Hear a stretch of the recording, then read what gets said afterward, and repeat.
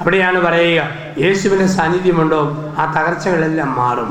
മുറിവുകൾ മുദ്രകളാകും, ക്ഷതങ്ങൾ പഞ്ചക്ഷതങ്ങളാകും, തണുത്തു വിറങ്ങലിച്ചത് വീര്യമുള്ളതായിട്ട് മാറും അവൻ്റെ സാന്നിധ്യത്തിൽ, അവൻ്റെ വിശുദ്ധ സാമീപ്യത്തിൽ.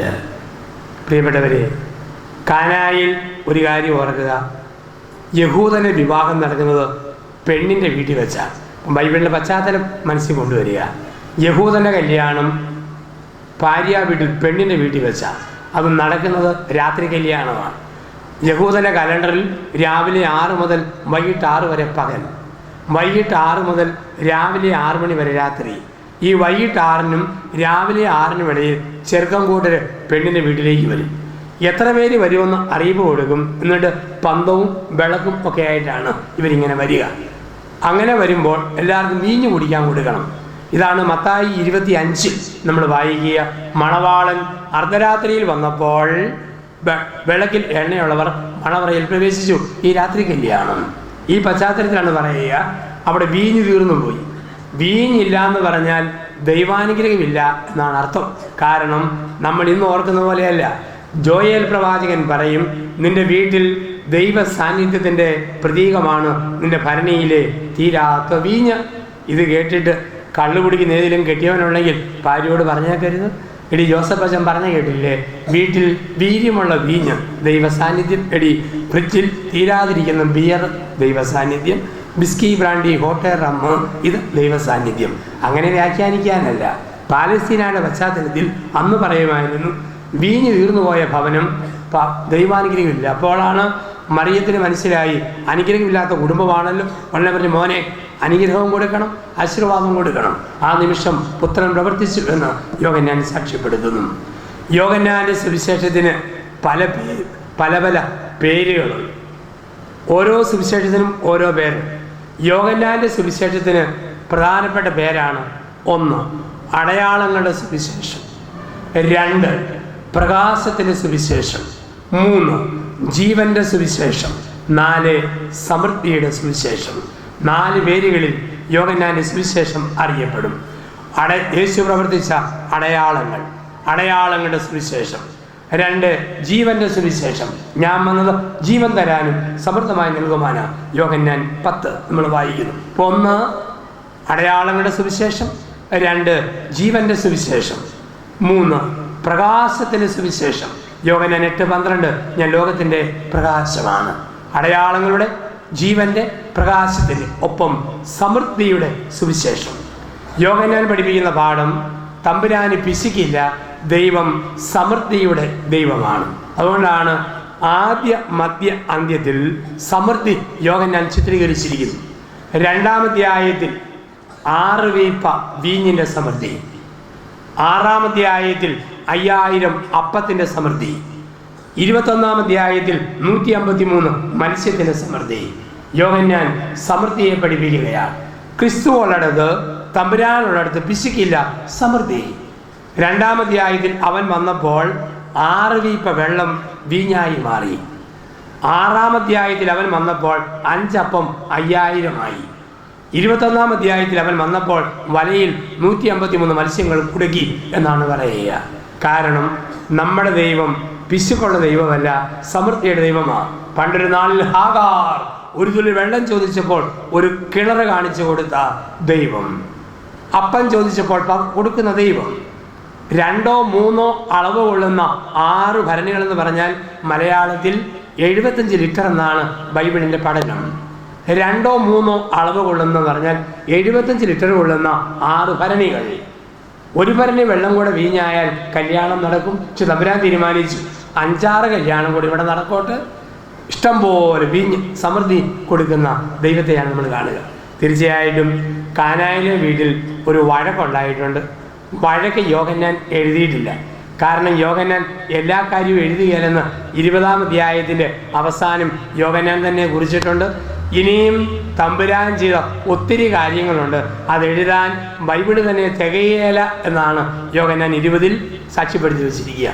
ഒരുപാട് കാര്യങ്ങളില്ല. അപ്പോൾ ചിലപ്പോൾ നമ്മുടെ പാരമ്പര്യത്തിൽ കാണും, ജീവിതത്തിൽ കാണും. കാനായിൽ ഒരു വഴക്കുണ്ടായി. ആ വഴക്ക് യോഹന്നാൻ വിവരിച്ചിട്ടില്ല. പക്ഷേ എന്താണ് വഴക്കെന്ന് ഞാൻ എൻ്റെ ഭാവനയിൽ കണ്ടിട്ടുണ്ട്. കാനായിലെ വീട്ടിലെ വഴക്ക് എല്ലാ കണക്കുകൂട്ടലുമുള്ള കല്യാണ പന്തലിൽ വീഞ്ഞു തീരാൻ കാരണക്കാരനാര്? ഇതാണ് വഴക്കിൻ്റെ ആരംഭം. എല്ലാ കണക്കുകൂട്ടലുമുള്ള കല്യാണ പന്തലിൽ വീഞ്ഞു തീരാൻ കാരണക്കാരാര്? കാനായിലെ വീട്ടിലെ ചേട്ടത്തി ഭാര്യ പറഞ്ഞു, കെട്ടിയവനെ നോക്കി, എൻ്റെ പിശുക്ക, താൻ പിശുക്കനാന്ന് കല്യാണം കഴിഞ്ഞ് 3-ാം മാസം എനിക്ക് മനസ്സിലായതാ. ഞാൻ എപ്പം 10 രൂപ ചോദിച്ചാൽ 7.5, 5 ചോദിച്ചാൽ 2.5 ഇന്ന് വരെ തന്നിട്ടുണ്ട്. എന്നാലും നമ്മുടെ ഒരേ ഒരു മോളുടെ കല്യാണ ദിവസം ഈ പിശുക്കൻ്റെ പണി കാണിച്ചത് മഹാമോശമായിപ്പോയി. ഭാര്യ പറഞ്ഞു, കെട്ടിയവൻ്റെ കുഴപ്പം കൊണ്ടാ വീഞ്ഞു തീർന്നത്. മോള് പറഞ്ഞു, എൻ്റെ അപ്പൻ്റെ ഒരേ ഒരു മോൾ, അപ്പൻ അരക്കനാ ഉലുന്തനാന്ന് നാട്ടുകാരും അമ്മയും പറഞ്ഞ് വിശ്വസിച്ചില്ല. പക്ഷെ എന്നാലും എൻ്റെ കല്യാണ ദിവസം ഈ ഉലുന്തൻ്റെ പണി കാണിച്ചത് മഹാമോശമായി പോയി. അവളും പറഞ്ഞു, അപ്പനാ കുഴപ്പം. വിളമ്പുന്ന പണിക്കാർ പറഞ്ഞു, എന്നാ ഒരു തന്തയാ, 500 വയറന്മാരെ വിളിച്ചിട്ട് 50 ഗ്ലാസ് വീഞ്ഞ് വിളമ്പിക്കോ ഒപ്പിച്ചോ, എവിടെ പോയി ഒപ്പിക്കാനാ? അപ്പം പറഞ്ഞു, മോളെ നീയാ കുഴപ്പക്കാരി. കണ്ട കൂട്ടുകാരന്മാർ ഊത്തവയറന്മാരെ വിളിക്കുമ്പോൾ മുൻകൂർ നമ്പർ തരണമായിരുന്നു. തരാഞ്ഞത് കൊണ്ടാണ് കണക്ക് തെറ്റിയത്. വേറെ കുറേ പേര് ഇവിടെയൊന്നും കുഴപ്പമില്ല, വിളമ്പുന്നവന്മാരുടെ കുഴപ്പമാണ്. കാരണം ഇവന്മാർ വിളമ്പും, ഒരു ഗ്ലാസ് വിളമ്പും, അടുത്തതും മോന്തും, പിന്നെയും വിളമ്പും, പിന്നത്തേതും മോന്തും. അതിൻ്റെ അടയാളം ബൈബിളിൽ പറഞ്ഞിട്ടുണ്ട്. രണ്ടാമത്തെ വീഞ്ഞ് വിളമ്പിയിട്ട് പറയുന്നത് എന്താ? ആദ്യത്തേതിനേക്കാൾ മുന്തിയ ഇനം ഇതാണല്ലോ എന്ന് പറഞ്ഞാൽ ആദ്യത്തേത് മോന്തിയിട്ടിരിക്കുകയാണ്, ഇത് മുന്തിയ ഇനമാണല്ലോ എന്ന് പറയാൻ. കാനായിലെ വീട്ടിൽ കുറേ പെണ്ണുങ്ങളുണ്ടായിരുന്നു. അവരും ഒരു കമൻറ്റ് പറയാതിരിക്കുമോ?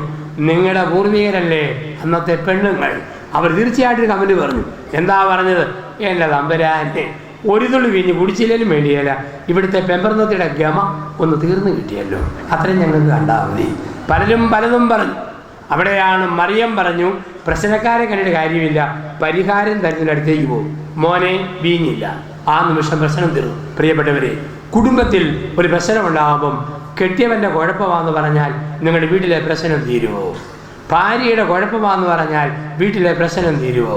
കെട്ടി വന്ന മകളുടെ കുറ്റമാണെന്ന് പറഞ്ഞാൽ പ്രശ്നം തീരുമോ? മോൻ കെട്ടിയപ്പം ഭാവത്തിൽ വന്ന മാറ്റമാണെന്ന് പറഞ്ഞാൽ പ്രശ്നം തീരുമോ? പ്രശ്നം തീരണോ? ക്രിസ്തുവിൻ്റെ അടുക്കിലേക്ക് പോകണം. പ്രശ്നം തീരണോ? ഞായറാഴ്ച അൾത്താരിലേക്ക് വരണം, ദേവാലയത്തിലേക്ക് വരണം. പ്രശ്നം തീരണോ? വേദപുസ്തകം എടുത്ത് തുറന്ന് വായിച്ചു തുടങ്ങണം. പ്രശ്നം തീരണോ? സന്ധ്യാപ്രാർത്ഥനയ്ക്ക് അപ്പനും അമ്മയും മക്കളും വട്ടമിരിക്കണം, ഒരുമിച്ചിരിക്കണം. പരിഹാരം തരുന്നവൻ ക്രിസ്തുവാ. ഇല്ലാത്ത കുടുംബങ്ങളെന്നും പ്രശ്നം.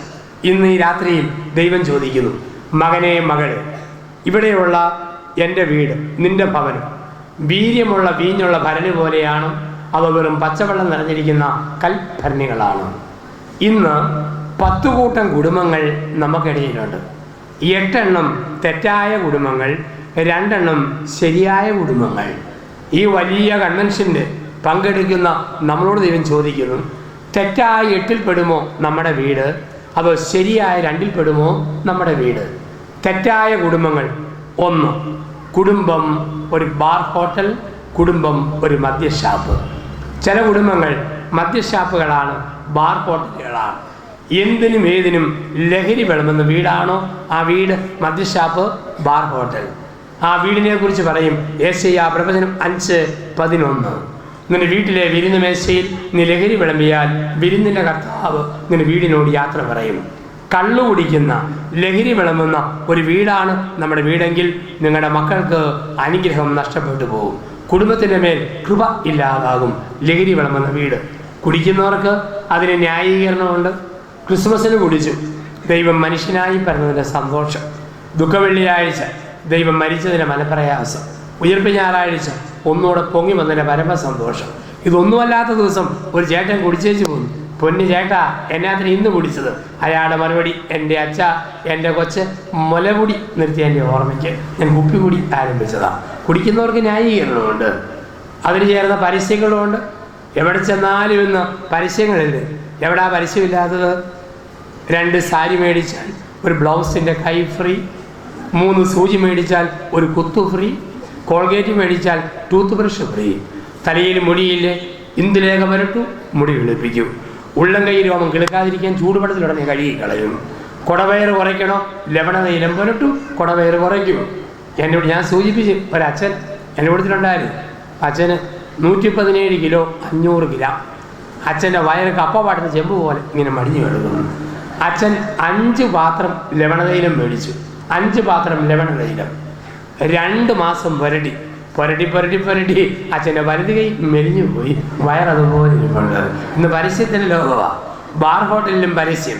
2 പെഗ് എടുത്താൽ ഒരു മഗ് ഫ്രീ, 2 മഗ് എടുത്താൽ ജഗ് ഫ്രീ, 2 ജഗ് എടുത്താൽ ഹാഫ് ഫ്രീ, 2 ഹാഫ് എടുത്താൽ ഫുള്ള് ഫ്രീ, 2 ഫുൾ എടുത്താൽ പെട്ടി ഫ്രീ, ചേർത്തെടുത്താൽ റീത്ത് ഫ്രീ. എന്തെല്ലാം ഫ്രീ ആയിരുന്നു.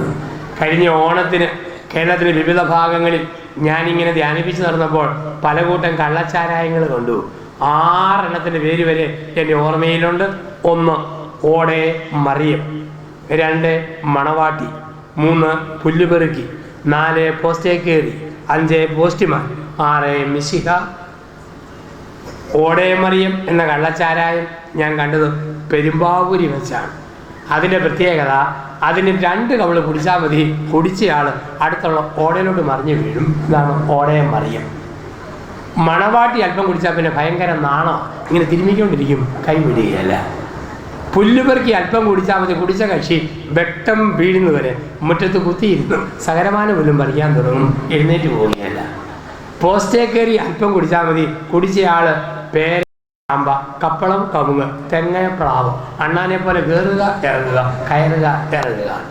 പോസ്റ്റ്മാൻ അല്പം കുടിച്ചാൽ മതി, കുടിച്ച കക്ഷി ഭൂമിയിലുള്ള എല്ലാ വീട്ടിൽ കൂടെയും കറങ്ങിക്കൊണ്ടിരിക്കും, സ്വന്തം വീട് മാത്രം എവിടെയാണെന്ന് യാതൊരു പിടിയില്ല.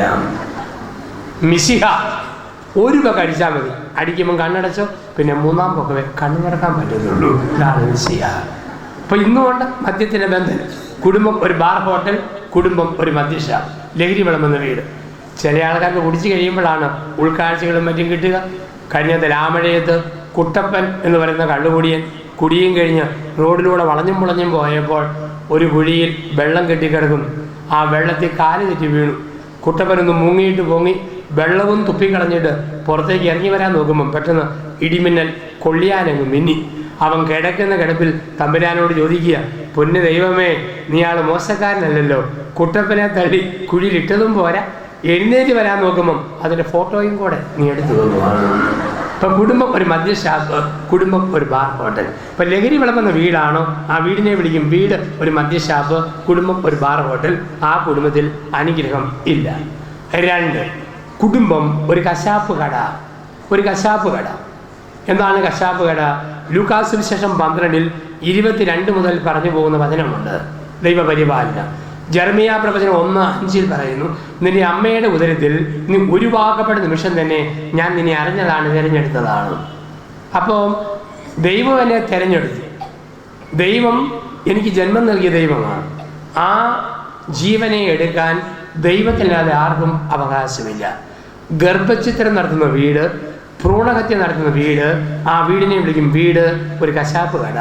ആ കുടുംബത്തിൽ ജീവിച്ചിരിക്കുന്ന മക്കളുടെ മേൽ ഒരു ശാപത്തിൻ്റെ വാൾ എന്നും തൂങ്ങി നിൽക്കും. ആനുപാതികമായ രാജ്യത്വം ദമ്പതികൾ ചെയ്തില്ലെങ്കിൽ. 1970 വരെ ഇന്ത്യയിൽ ഗർഭഛിദ്രം നിയമവിരുദ്ധമായിരുന്നു. ഇന്ദിരാഗാന്ധിയാണ് 1970 ഗർഭഛിദ്രം ഇന്ത്യയിൽ നിയമവിധേയമാക്കിയത്. അതിന് തൊട്ടു പിന്നാലെ പാകിസ്ഥാൻ ബംഗ്ലാദേശ് യുദ്ധത്തിൽ നിരപരാധികളായ ഇന്ത്യൻ പൗരന്മാർ വീണു മരിച്ചു. പഞ്ചാബ് തീവ്രവാദികൾ, കാശ്മീർ ഭീകരവാദികൾ, വിഘടന പ്രസ്ഥാനങ്ങൾ, ബോഡ ഉൾഫാ സംഘടനത്തിൽ 1000 മരിച്ച ആസാം, ബസ്തറിൽ ആന്ധ്രയിൽ നക്സൽ പ്രസ്ഥാനം, തമിഴ് പോലീസ് സിംഹള സംഘടനം. ചുരുക്കി പറഞ്ഞാൽ ഗർഭഛിദ്രം നിയമവിധേയമാക്കിയ ഇന്ദിരാഗാന്ധിയും അവിടെ 2 മക്കളും ഭ്രൂണഹത്യയിൽ ശരീരം ചെതറുന്നതുപോലെ ചെതറി മരിച്ചത് ചരിത്രത്തിൻ്റെ ഭാഗം. നമ്മൾ ആരെയും വിധിക്കുകയല്ല. അമേരിക്കയ്ക്ക് എന്നും ഒരു കാറ്റും തകർച്ചയും നഷ്ടവും വരും. ഗർഭഛിദ്രത്തിൻ്റെ ഔദ്യോഗിക പ്രബോധകനാണ് ഒബാമ എന്ന് പറയുന്ന മനുഷ്യൻ. അതുകൊണ്ടാണ് അവിടുത്തെ ക്രൈസ്തവ സഭകൾ അയാൾക്കെതിരാണ്. എത്ര മിടുക്കനായ ഭരണസാരഥിയാണെങ്കിലും ഗർഭഛിദ്രം കൊലപാതകമാണ്, മാരകമായൊരു പാപമാണ്. അവിടെയാണ് പറയുക, ഗർഭഛിദ്രത്തിന് പ്രേരിപ്പിക്കുന്ന ഭർത്താവും വഴങ്ങുന്ന ഭാര്യയും നടത്തുന്ന ഡോക്ടറും സഹായിക്കുന്ന നേഴ്സും ദൈവത്തിൻ്റെ കോടതിയിൽ കൊലപാതകത്തിന് ചോദ്യം ചെയ്യപ്പെടും. സമ്പത്തുള്ള കുടുംബത്തിൽ അങ്ങനെയുള്ള തിന്മ സംഭവിച്ചെങ്കിൽ ഒരു പാവപ്പെട്ട സ്ത്രീയുടെ പ്രസവത്തിന് വേണ്ടുന്ന സൗകര്യം ചെയ്തു കൊടുത്ത് പ്രവൃത്തി കൊണ്ട് പരിഹാരം ചെയ്യണം. നിങ്ങൾ അറിയുന്ന ഏതെങ്കിലും പാവപ്പെട്ട പെൺകുട്ടികളെ കെട്ടിക്കാനും സഹായിച്ചും കുഞ്ഞുങ്ങളെ പഠിക്കാൻ സഹായിച്ചും വലതുകൈ ചെയ്യുന്നത് ഇടതുകൈ അറിയാതെ പരിഹാരം ചെയ്യണം. അങ്ങനെ ചെയ്യുമ്പോഴേ ആ തിന്മയ്ക്ക് കുടുംബത്തിൻ്റെ മേൽ ഒരു ശാപമില്ലാതെ മാറൂ. ഇപ്പോൾ കുടുംബം ഒരു കശാപ്പ് കടയാണ്. ഇപ്പോൾ ഒന്ന്, കുടുംബം ഒരു മദ്യഷാപ്പ്. 2, കുടുംബം ഒരു കശാപ്പ് കട. 3, കുടുംബം ഒരു ബ്യൂട്ടി പാർലർ. ചില കുടുംബങ്ങൾ ബ്യൂട്ടി പാർലറുകളാണ്. എങ്ങനെയുള്ള കുടുംബം? ബ്യൂട്ടി പാർലർ, അലങ്കാര വസ്തുക്കൾ, ആഡംബര വസ്തുക്കൾ, മേക്കപ്പ് സാധനങ്ങൾ പരമാവധി മേടിച്ചു വെക്കുന്ന വീട് ഒരു ബ്യൂട്ടി പാർലർ. ഏത് പരസ്യം കണ്ടോ അതെല്ലാം മേടിച്ചു വെക്കുന്ന ആൾക്കാരെ നമ്മൾ കണ്ടെത്തും. കുടുംബം ഒരു ബ്യൂട്ടി പാർലർ. അപ്പം ഞാൻ പലപ്പോഴും ഓർക്കും, പഴയകാല അമ്മച്ചിമാർക്ക് ബ്യൂട്ടി പാർലർ ഒന്നുമില്ല. അവരിയമ്മ വാഴയില ചകിരി എല്ലായിട്ട് ഒന്ന് തേച്ച് കുളിച്ചു മുടിയും പടുത്തിയിട്ട് നിൽക്കും. ഇന്നാണ് ഈ ബ്യൂട്ടി പാർലർ വർദ്ധിച്ചത്. പല ആൾക്കാരുടെ ഓർമ്മ, തൊലി കറുത്തു പോയാൽ സൗന്ദര്യമില്ല, വെളുപ്പിക്കണം. അതിന് 5 പ്രാവശ്യം ഷേവ് ചെയ്യുന്നവർ, സകലമാന പെർഫ്യൂമും അടിച്ചു കയറ്റുന്നവർ, എല്ലാ ക്രീമും തേച്ച് പിടിപ്പിക്കുന്നവർ. അവരുടെ ഓർമ്മ തൊലി വെളുത്താലാ സൗന്ദര്യം. തൊലി വെളുത്തവരോ നമ്മുടെ കേരളത്തിൽ വന്നിട്ട് കടൽ തീരത്ത് ഏതാണ്ട് ഉണക്കമീൻ കിടക്കുന്നവരെല്ലാം വരച്ചിട്ട് കിടക്കുന്നു. ഒന്ന് കറുത്ത് കിട്ടിയാൽ മതി. ഏതാ സൗന്ദര്യം? വെളുപ്പാണോ കറുപ്പാണോ സൗന്ദര്യം? ദൈവം തന്നൊരു സൗന്ദര്യമുണ്ട്. മേക്കപ്പും അലങ്കാരങ്ങളും ഓടി പിടിപ്പിക്കലും അത് കൃത്രിമ രീതിയിലേക്കുള്ള പോക്കാണ്. ഇപ്പോൾ ചില കുടുംബങ്ങൾ അതിനുവേണ്ടി പൈസ ദൂർത്തടിക്കുന്ന രീതി എന്താണ് പറയുക. ചില വീടുകളുമുണ്ട്, എന്തോ ഒരു മുഴുത്ത വീടാണ്, ചെറിയ വീട് വല്ലതുമാണ്. ആകെപ്പാടെ കയറെ തൂങ്ങിപ്പോങ്ങാൻ പ്രായമുള്ള അപ്പൻ, കുത്തിയിരുന്ന് ചുമയ്ക്കുന്ന ഒരു അമ്മ, കുരയ്ക്കുന്ന ഒരു പട്ടി, ഇതാണ് ആകെ ഉള്ളത്. വിദേശ പണം കൊണ്ട് വെറുതെ വേസ്റ്റായ മന്ദൻ കെട്ടിടങ്ങൾ ഉണ്ടാക്കിയിടുന്ന മഹാപാപം, സാമൂഹ്യ അപരാധം ചെയ്യുന്ന മനുഷ്യരുണ്ട്. ആർക്കും വേണ്ടാതെ വിണ്ടുകീറി കിടക്കുന്ന കെട്ടിടങ്ങൾ, അന്തേവാസി 3 ഓന്ത് 2 പാറ്റ 3 എലി, പിന്നെ ഈ അപ്പൻ ഈ അമ്മ തൂങ്ങിക്കിടക്കുന്ന കയറ് ആർക്കും വേണ്ടി ഉണ്ടാക്കിയിടുന്നതാ. ചില കുടുംബങ്ങളുടെ മുഴുപ്പ് ഒരാവശ്യമില്ല, സാമൂഹ്യ തിന്മയാണ്. ആനുപാതികമല്ലാത്ത മുഴുപ്പിൽ മുഴുത്ത കെട്ടിടങ്ങൾ ഉണ്ടാക്കിയിടുക. വീട് ഒരു ബ്യൂട്ടി പാർലർ. ചില കുടുംബങ്ങൾ അങ്ങനെയുണ്ട്, ബ്യൂട്ടി പാർലറായ കുടുംബങ്ങൾ. ഞാൻ കുറേ നാളുകൾക്ക് മുമ്പ് എൻ്റെ ഒരു സുഹൃത്തിൻ്റെ വീട് വെഞ്ചരിക്കാൻ വേണ്ടി പാണ്ടിക്കാട്, ഒത്തിരി അടുപ്പമുള്ള ഒരു മനുഷ്യൻ, അമേരിക്കയിലുള്ള മറുനാടൻ മലയാളി. ഞാൻ ആ ഭവനവാഴുവിന് വേണ്ടി ആശീർവാദത്തിന് വേണ്ടി കയറി ചെന്നത് ഇങ്ങനെ പാണ്ടിക്കാടുള്ള വീട്ടിൽ. ഞാൻ വിശുദ്ധ ജലമൊക്കെ തളിച്ച് എൻ്റെ വലതയുടെ ഓരം പറഞ്ഞു പോയി. പുകപ്പര, മറപ്പര, കുളിപ്പര, ആ പര, ഈ പര, എന്തെല്ലാം വകുപ്പാണ്. ഞാൻ പ്രാർത്ഥിക്കാൻ കയറിയത് പാണ്ടിക്കാടാണ്. ഇറങ്ങിയപ്പോൾ വണ്ടൂരായി. ഇത്രയും മുഴുത്ത മന്ദൻ കെട്ടിടങ്ങൾ, ആനുപാതികമല്ലാത്ത മുഴുപ്പുള്ള കെട്ടിടങ്ങൾ. അപ്പം അങ്ങനെയുള്ള വീടുകളുണ്ട്. വീട് ഒരു ബ്യൂട്ടി പാർലർ. 4, വീട് ഒരു സിനിമ. ഞാനീ പറഞ്ഞു പോകുന്ന അനുഗ്രഹം നഷ്ടപ്പെടുന്ന കുടുംബങ്ങളെ കുറിച്ചാണ്. 4, കുടുംബം ഒരു സിനിമാ തിയേറ്റർ. ചില കുടുംബങ്ങൾ സിനിമാ തിയേറ്ററുകളാണ്. ഫ്രീ ടൈം കിട്ടുമ്പോഴൊക്കെ സിനിമയുടെ CD ഇട്ട് കാണുക, അല്ലെ റിമോട്ട് കൈപ്പിടിച്ച് ചാനൽ തവളയാട്ടം ചാടുന്ന പോലെ വെട്ടിച്ച് കാണുക. ഞാൻ പള്ളിയിൽ ക്ലാസ് എടുക്കാൻ ചെന്നപ്പം ഒരു കൊച്ചു കുട്ടി പറഞ്ഞു, ജോസഫ് അച്ഛന് ഇതിനു മുമ്പ് പല പ്രാവശ്യം ഞാൻ കണ്ടിട്ടുണ്ട്. ഞാൻ എവിടെ വെച്ചാണ് കണ്ടത്? എൻ്റെ അച്ഛ കണ്ടത് മമ്മി ഇങ്ങനെ TV യിൽ തെറ്റിച്ച് പോയപ്പോൾ അച്ഛൻ തെന്നി പോകുന്നത് ഞങ്ങളിങ്ങനെ കണ്ടിട്ടുണ്ട്. അപ്പോൾ കുടുംബം ഒരു സിനിമാ തിയേറ്റർ. ഒരു മനുഷ്യൻ പറഞ്ഞു, അച്ഛാ എൻ്റെ ഭാര്യ TV യിൽ സീരിയൽ കാണാൻ വന്നിരിക്കുന്നത് വടക്കൻ വീരഗാഥയിലെ പോലെയാണ്. സോപ്പ് പതച്ച് നനച്ച് ടർക്കി ടൗണിൽ കയറ്റി കൊടുത്ത് കസേരയിലൊട്ടി ഇരിപ്പ്. ഞാൻ ചോദിച്ചു, അതന്നെ എൻ്റെ അച്ഛ, പരസ്യം വരുമ്പം വെള്ളമൊഴിക്കാൻ പോയാൽ മതിയല്ലോ, ഇത്രയും സമയം ലാഭിക്കാൻ വേണ്ടിയാണ്. ചില പെണ്ണുങ്ങളെ കാണാം 5 മണിയാകുമ്പം കുളിച്ച് തോർത്ത് നല്ല ഡ്രസ്സും ധരിച്ച് കാച്ചിക്കാ പുഴുങ്ങുന്ന പോലെ മുടി പൊക്കി കെട്ടി, അതിനകത്ത് ഞണ്ട്, തേള്, പഴുതാര, ആമ, വെറുകൊള്ളി, കൊടക്കമ്പി, ഇരുമ്പ് പൂള് ഇതെല്ലാം കുത്തി കയറ്റി നെഞ്ചിന് കുറുകെ ഒരു ടർക്കി ടവർ വിട്ട് ഒറ്റ ഇരിപ്പാണ്. കാരണം 6 മണി മുതൽ ഒരുപാട് കണ്ണുനീര് വീണ് കുതിരാനുള്ള നെഞ്ചാണിത്. ഏഷ്യാനെറ്റ് കണ്ണുനീര്, കൈരളി കണ്ണുനീര്, സൂര്യ കണ്ണുനീര്, ഇങ്ങനെയുള്ള കുടുംബമുണ്ട്. അപ്പോൾ വീടിനെ വിളിക്കും വീട് ഒരു സിനിമാ തിയേറ്റർ. 5, വീട് ഒരു സിമിത്തേരി. ചില കുടുംബങ്ങൾ സിമിത്തേരികളാണ്. സിമിത്തേരിയിൽ നമ്മുടെ തൊട്ടുപുറകിൽ സിമിത്തേരിയാണ്. അവിടുത്തെ പ്രത്യേകത സംസാരമില്ല, എല്ലാവരും മൗനമാണ്. ഭാര്യയെ വിറപ്പിച്ചവനും ഭർത്താവിനെ വിറപ്പിച്ചവളും നാടിനെ കുലുക്കി വിറപ്പിച്ചവനും എല്ലാം മര്യാദയ്ക്ക് കിടക്കുന്ന സ്ഥലം ഏത് പള്ളിയുടെയും സിമിത്തേരി.